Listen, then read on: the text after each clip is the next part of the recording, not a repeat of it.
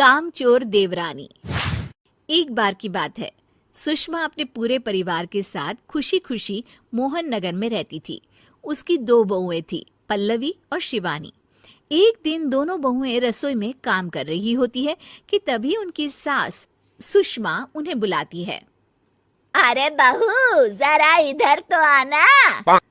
शिवानी, जरा जाकर देखना सासू माँ क्या कह रही हैं। दीदी आप ही देख लो ना जाकर, आपको भी तो सुनाई दे रहा है।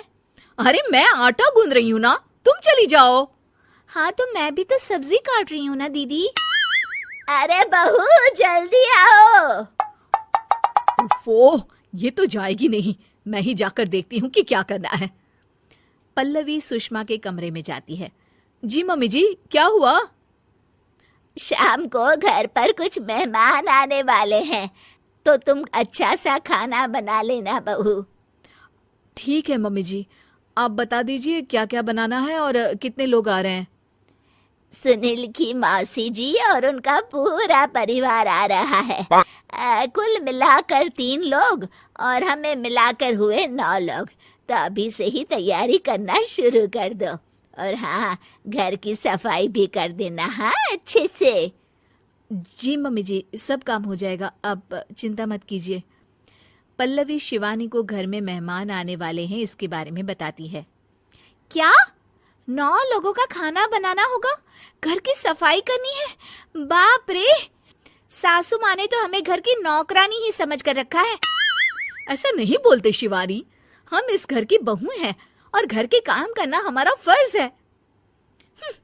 दीदी तो है ही सासू माँ की चमची, जब देखो सासू माँ सासू माँ। मैं तो इतना सारा काम नहीं करने वाली। शिवानी कपड़े लेकर गमला साफ कर रही होती है और चक्कर आने का नाटक करने लगती है। मेरा सर चकरा रहा है। तभी वहां पल्लवी और सासू माँ जाते हैं। अरे बहू, क्या हो गया तुम्हें? मम्मी जी, बहुत तेज सर में दर्द हो रहा है। तुम एक काम करो शिवानी, आराम कर लो। नहीं नहीं दीदी, घर में मेहमान आने वाले हैं, मुझे आपकी मदद करनी चाहिए। अरे कोई बात नहीं शिवानी, तुम आराम कर लो, मैं सब काम कर लूंगी। ठीक है दीदी, अगर आप इतना कह रही हैं तो आराम कर लेती हूँ। शिवानी आराम से अपने कमरे में मैगजीन पढ़ रही होती है। इसे कहते हैं आराम की जिंदगी। इतना सारा काम। चलो सारा काम खत्म हो गया, शिवानी को देख आती हूँ। शिवानी अपने कमरे में ईयरफोन में गाने सुनते सुनते सो जाती है और उसके साइड में मैगजीन भी रखी होती है। पल्लवी वहां आ जाती है और वो सब देखती है। ओहो, तो मतलब सब काम चोरी का बहाना था। अभी बताती हूँ इसको। घर का सारा काम मुझे करना पड़ा और ये महारानी यहाँ मैगजीन पढ़ रही है, गाने सुन रही है।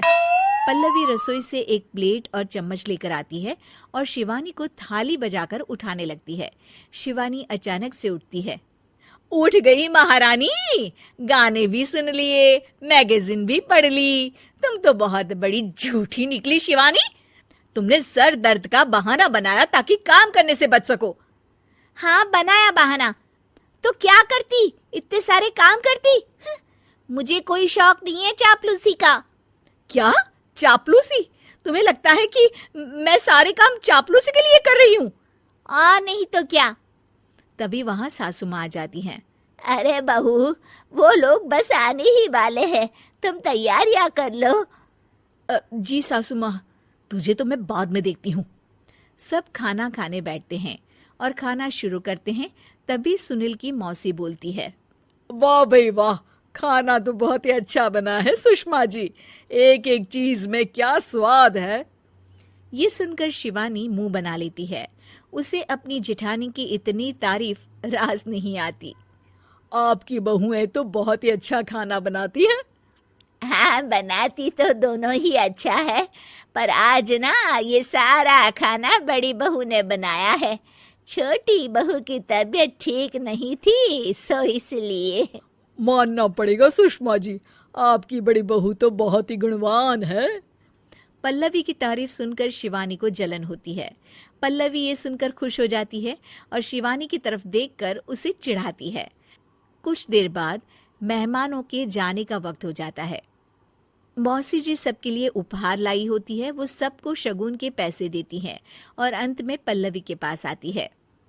तुम्हारे लिए शगुन का लिफाफा तो है ही, पर बहू तुम्हें एक और उपहार भी मिलेगा इतना अच्छा खाना बनाने के लिए। मौसी अपने सोने के कंगन निकालकर पल्लवी को पहना देती है।